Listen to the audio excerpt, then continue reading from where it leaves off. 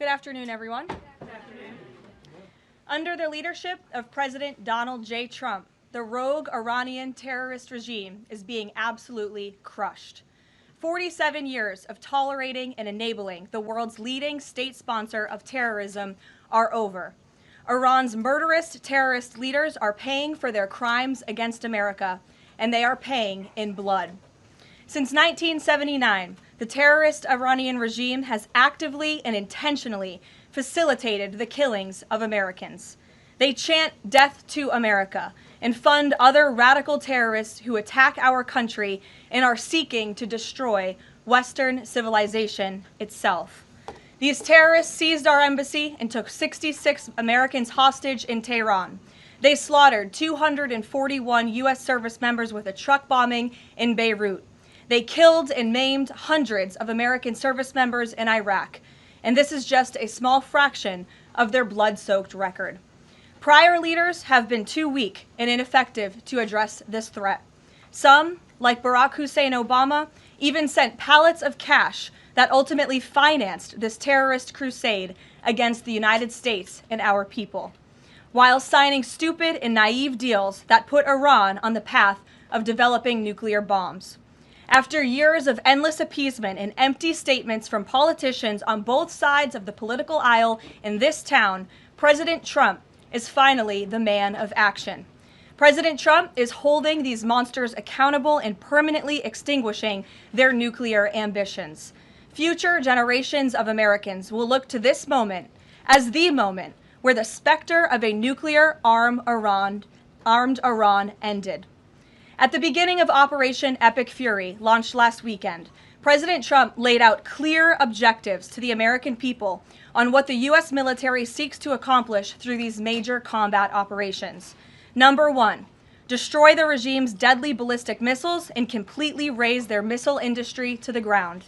Number two, annihilate the Iranian regime's navy. And so far, we have destroyed more than 20 Iranian ships, including their top submarine last night, using a torpedo for the first time since World War II. There is not a single Iranian ship underway in the Arabian Gulf, Strait of Hormuz, or the Gulf of Oman. Number three, Operation Epic Fury will ensure the regime's terrorist proxies in the region can no longer destabilize the region or the free world and attack our armed forces. And thus far, Iran's proxies are hardly putting up a fight. Number four, this mission will guarantee that Iran can never obtain a nuclear weapon. It's safe to say that thus far, Operation Epic Fury has been a resounding success. American forces have struck more than 2,000 targets, destroying hundreds and hundreds of ballistic missiles, launchers, and drones. As the Department of War said this morning, we expect to have complete and total dominance over Iranian airspace in the coming hours, clearing the skies for our brave warriors to continue achieving these noble and long sought-after objectives. There's been a lot of misreporting and intellectual dishonesty from the American media on why President Trump decided to launch this operation. So let me remind you, Operation Midnight Hammer, which took place last June, obliterated Iran's 3 major nuclear sites. Yet the terrorist Iranian regime has remained fully committed to rebuilding its nuclear program. How do we know this? Because Iran has pursued this path of war and violence despite President Trump dispatching 2 of his top and most trusted negotiators to engage in exhaustive and good faith negotiations to try and reach a deal.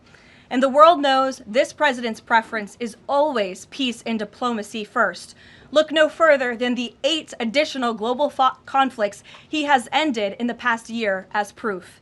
Unfortunately, the terrorist Iranian regime refused to negotiate in good faith. They chose this path of violence and destruction, and they are reaping the consequences of their horrible decision. The regime did what they always have done. They lied, they delayed, they tried to string the United States of America along. They wanted to buy themselves time to continue building ballistic missiles and other deadly weaponry that could harm our U.S. personnel and troops in the region, and to continue aggressively pursuing their unacceptable nuclear ambitions. U.S. negotiators offered to lift crippling sanctions on Iran and even provide nuclear fuel to Iran at no cost to support a civil nuclear power program. They additionally had the opportunity to accept U.S. support as an investor in potential projects to develop peaceful nuclear energy together under a mutually agreed upon framework. Yet in response, Iran would have to forfeit their enrichment capacity once and for all. But Iran rejected. They accepted none of these generous and unprecedented offers by the United States. Simply put, they refused to say yes to peace. And their refusal made clear that their #1 priority was building a nuclear weapon with which to threaten the United States of America. Again, the country they have been chanting death to for nearly 5 decades. Let me state this again clearly. Iran rejected the path of peace because the terrorists in charge of this regime wanted to build nuclear weapons to use against Americans and our allies. President Trump made the determination, a courageous determination and decision, that the path the United States was on with Iran had only one outcome: massive death and destruction at the hands of a nuclear-armed terroristic regime. That path of death and destruction and threats against the American people have ended with Operation Epic Fury. Operation Epic Fury has forged a new path that will better ensure the security of the United States and our people. The terrorists made a bet that President Trump would be like many of his predecessors, that he would just talk and he would refuse to enforce his clear red lines. But that has proven to be a catastrophic error in judgment. When President Trump makes a threat, and I have reiterated that threat many times from this podium to all of you over the past year, President Trump does not bluff. The president's words are backed up by the mightiest warriors in the world who possess the most sophisticated capabilities this world has ever known. 49 and counting of the most senior Iranian regime leaders, including the supreme leader, have already been wiped off the face of the earth. Make no mistake, killing these brutal terrorists is good for America and makes the world a much safer place. I want to also extend our prayers and condolences to the families of the 6 U.S. military service members who have been lost in Operation Epic Fury. These heroes represent the very best among us. They laid down their lives in defense of our country, and we will never forget their legacy or their sacrifice. As the president said, we grieve for these American patriots and their families as we continue the righteous mission for which they gave their lives. President Trump intends to attend the dignified transfer of these American heroes to stand in grief alongside their families. I understand the Department of War is working on scheduling this transfer, and we will provide updates at the appropriate time. Finally, the Trump administration is also doing everything within our power to protect Americans in harm's way. Since the launch of Operation Epic Fury, more than 17,500 Americans have safely returned home from the Middle East, with over 8,500 American citizens returning home to the United States just yesterday alone. If you are a U.S. citizen in the Middle East looking to return to the United States, the Secretary of State asks that you please register with the State Department at step.state.gov. The State Department will identify where you are and provide travel options directly to you. The administration is already rapidly chartering flights free of charge and booking commercial options, which we expect to become increasingly available as time goes on and the success of this mission further comes to fruition. I know the President and Secretary of State Rubio have been in touch as well with our allies in the region directly about this problem, making it clear that it is a priority of the United States of America to bring every American home. The Trump administration will not rest until every American is home safely and until the terrorist threat from Iran has been completely destroyed. With that, I'll take your questions. Eric, why don't you kick us off today? Thank you for being here. Caroline, thanks so much for having me. It's great to be here. As you mentioned, Iran's regime, its leadership has largely been decimated. Do we have a sense right now of who is actually calling the shots in Iran? And we're also hearing reports that the Supreme Leader's son may be named his successor. Do you have any more information about that? I just had a quick follow-up as well. Sure. We've seen those reports as well, of course, and this is something that our intelligence agencies are closely monitoring and looking at. The truth is, we'll have to wait and see. The president has said repeatedly that the objectives of Operation Epic Fury are the 4 military objectives that I laid out for you previously: to destroy Iran's navy, to destroy their ballistic missile capacity, to ensure their proxies in the region can no longer harm Americans, and to also ensure that they can never obtain a nuclear nuclear weapon. As for what comes next for Iran, the president has said, of course, it's a good thing for the United States to want freedom for the Iranian people, and ultimately we hope that freedom rests in their hands. Karoline, we see the Arab and Muslim nations coming under fire as well. President Trump's vision for the region has been to bring the Arab and Muslim nations to the table together, Abraham Accords, obviously, with Israel. If this regime topples, could we see a new day in the region and really a new Middle East come out of this when the dust settles? Well, though the greatest deterrent to true and long-lasting peace in the Middle East has always been the rogue Iranian terrorist regime. And our Arab and Gulf partners in the nation admit that, as well as, of course, our close friend and ally Israel. We have seen all of the Arab partners in the region come together during this time on the phone with President Trump, many of them commending him for this bold and brave action to protect American troops and our bases in the region that are housed in many of these Arab and Gulf states. And I know that many of these regional partners are contributing their air defense capabilities as well. Jordan, Bahrain, Saudi Arabia, the UAE, Qatar, Kuwait, and the president continues to be engaged with all of them. Welcome. Garrett. Also have two, if you'll humor me. Axios, I think, was the first to report this morning this phone call between the president and Prime Minister Netanyahu, saying that Netanyahu had given the U.S. this information about where the Ayatollah would be and that he'd be with his deputies on Saturday. How important was that information in the president making the decision to strike where and when he did? I think it was important with respect to the timeline, but I think the president, prior to that phone call, had a good feeling that the Iranian regime was going to strike the United States assets and our personnel in the region. And the president was faced with a choice. Does the United States of America use our military and our capabilities to strike first, to take out this threat that has been threatening our country and our people for 47 years, or is he going to, as commander-in-chief, sit back and watch as the rogue Iranian regime attacks our people in the region? That's obviously an unacceptable decision. For the second choice there is unacceptable to the president, which is why he made this decision. As for where the Ayatollah was going to be, that obviously had an impact on the timeline of the operation, but not quite the president's decision in its entirety. And then on the way the public is viewing this, we were sitting here last week, I asked you if the president was going to make this a big part of the State of the Union, if he felt like he had to sell the possibility that he'd do strikes like this. We're now 5 days on. He hasn't done kind of the traditional speech to the nation part of it. Does the president believe the country supports the actions that he's taken so far in Iran?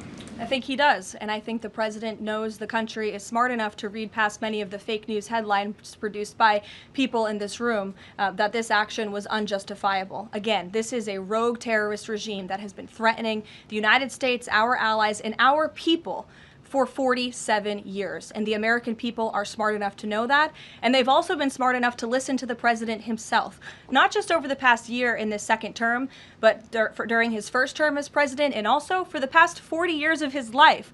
This is a president who has been remarkably consistent on this issue, that Iran can never obtain a nuclear weapon. And the president tried peace through diplomacy, exhaustively and extensively. He and his team gave it their best go, and the president ultimately came to the determination that peace was not a pursuable path. The Iranian regime, they want death, they want destruction, they want to kill Americans, and that's unacceptable to this president. It's intolerable to him as commander-in-chief. Jackie. Thank you, Caroline. Obviously seen the update from the State Department on the 17,500 Americans that have already come back, including some 8,000 just yesterday. There are still 6,000 that are looking to get out, as I understand it. And just in the context of what you just told Garrett about the president's decision on a timeline, if he had decided to do this strike before receiving, the specific intelligence about the meeting on Saturday, should there have been more done in advance of the strikes to try to get those Americans in the region resources and information to get home before day 3 of the war? There was many signs put out by the State Department, and I wish that everyone in this room would report on them. The Secretary of State issued level 4 travel advisories dating back to January for many of these countries in the region. On January 14th, the U.S. mission to Saudi Arabia advised personnel and Americans to exercise increased caution and limit non-essential travel to any military installations. On February 11th, the U.S. Department of State Consular Affairs shared a list of countries with level 4 do not travel advisories. You can't be much more clear than that. Do not travel to these following countries. On February 23rd, the U.S. Embassy in Lebanon ordered non-emergency government personnel and family members to leave Lebanon due to safety risks, and we helped them do that. On March 2nd, the State Department urged U.S. citizens to depart Lebanon immediately. With respect to Iran, on February 27th, the Secretary designated Iran as a state of sponsor of wrongful detention and stated no American should travel to Iran for any reason. And again, on February 27th, the U.S. ambassador to Israel warned Americans to leave Iran, and they provided travel advisory alerts through the U.S. Embassy in Jerusalem. So the State Department was all hands on deck on advising extreme caution and do not travel alerts to Americans in the region. With respect to the Americans who are still in the region now, again, the State Department is asking that they register at the website so they can directly identify you, and we are actively and rapidly working to charter flights. There is some commercial flights that are taking off intermittently from these countries, and we plan to get Americans on board as quickly as possible, again, free of charge to them. And we have some additional measures that I think will be announced in the coming days. Again, I can also reiterate from the President's perspective, this is something he's brought up directly with our allies and partners in the region, that we expect their help in getting Americans home, and we will do that, and we will not rest until every single American is returned home safely. Thank you. And then one follow-up just on how people might be experiencing this at home. With respect to the economy and the cost of oil spiking, is there a need to start those Navy escorts in the Strait of Hormuz now to sort of blunt the impact to people? And also, because Spain is a member of the EU, does that at all put a wrinkle in the President's plan for a trade embargo with them? With respect to Spain, I think they heard the President's message yesterday loud and clear, and it's my understanding over the past several hours they've agreed to cooperate with the U.S. military, and so I know that the U.S. military is coordinating with their counterparts in Spain, but the President expects all of our European allies, of course, to cooperate in this long sought-after mission, not just for the United States, but also for Europe, to crush the rogue Iranian regime that, again, not only threatens America, but also threatens our European allies as well.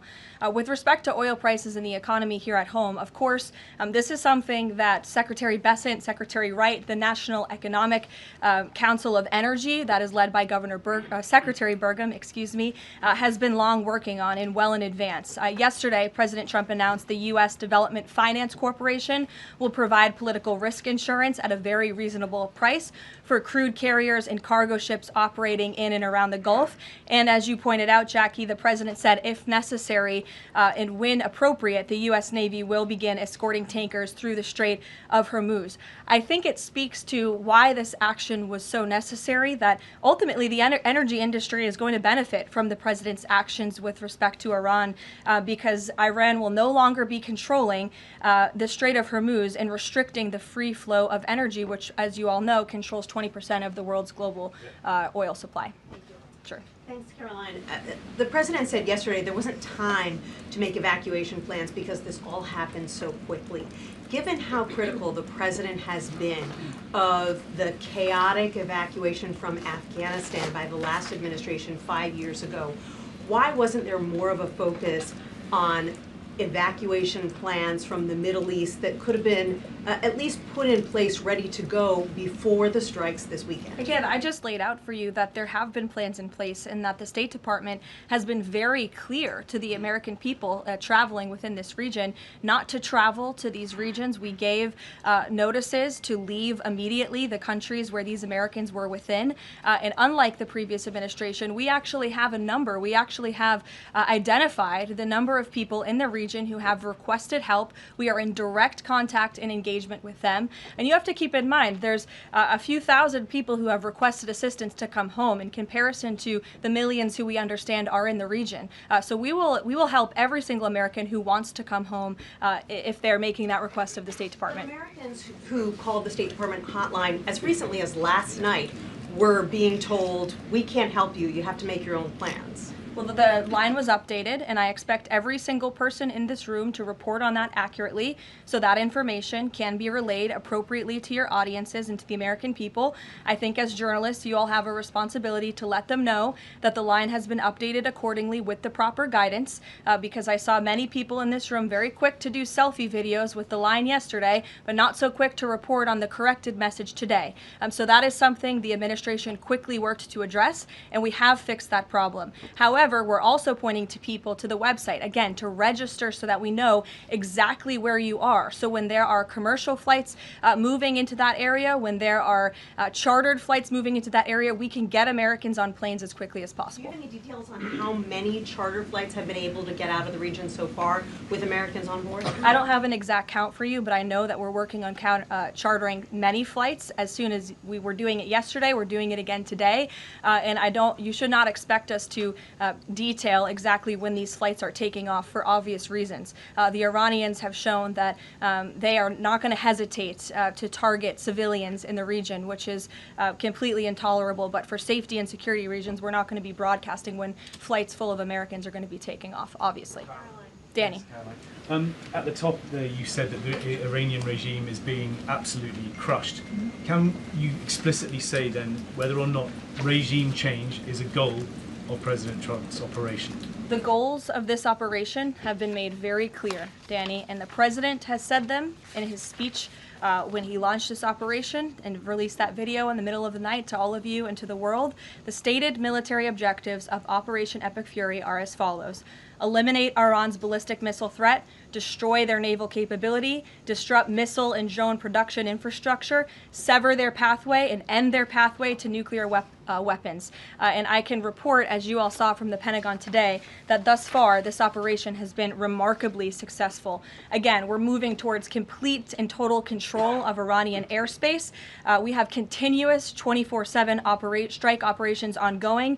We've had more than 2,000 targets that have been struck, nearly 2,000 munitions have been employed. The first 24 hours of this campaign were described nearly as twice the scale of the 2003 shock and awe campaign. And we've seen that the enemy, the Iranian rogue regime, their retaliatory strikes against the United States and the threat reduction has reduced significantly. If you look at the Iranian ballistic missile launches, they're down 86% from day one levels. So while the United States military continues to increase its complete dominance over this rogue regime, they are weakening day by day. Regime change is not a phrase that you would want to use. Again, Operation Epic Fury, I just detailed the goals and objectives of this very quickly. But obviously, as the president has said numerous times, do we want to see Iran being led by a rogue terrorist regime? No, of course not. So any day the United States of America is taking out a terrorist is a good day for our country and a good day for our people.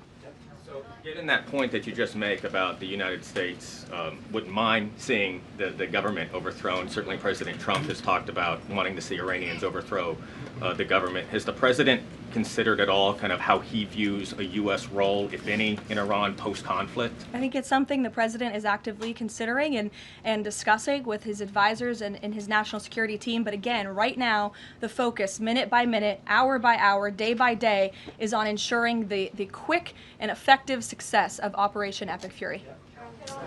Sure. Go ahead. I want to ask you about the U.S. munitions I stockpile. don't even know who's speaking because I wasn't looking at you. You can ask a question and then I'll go to you. Caroline, I want to ask you about the U.S. munitions stockpile. President Trump posted on Truth Social on Monday that the U.S. still has a good supply of weapons, but that we're not where we need to be. What does he mean by that? And does President Trump then want to ask on Congress to pass a supplemental to increase funding for missile interceptor systems like the ones being used to defend U.S. bases in the Middle East from Iranian missiles? I don't have any updates for you on congressional asks from the president. As you know, under this president, we have significantly increased our defense budget, which is a good thing for the United States, for our national security, and for protecting our homeland.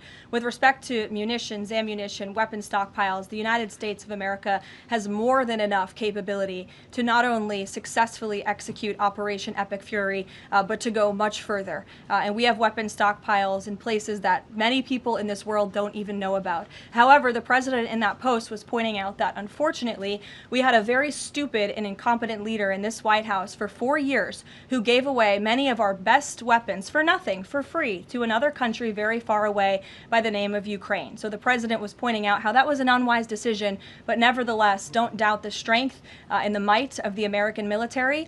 And I will also add, President Trump has rightfully been calling on defense contractors in this country to rapidly and aggressively produce American-made weapons because they are the best in the world, and the president always likes to get things done as quickly as possible, and so he's been quite vocal in his efforts to try to speed up our defense industry to protect our homeland.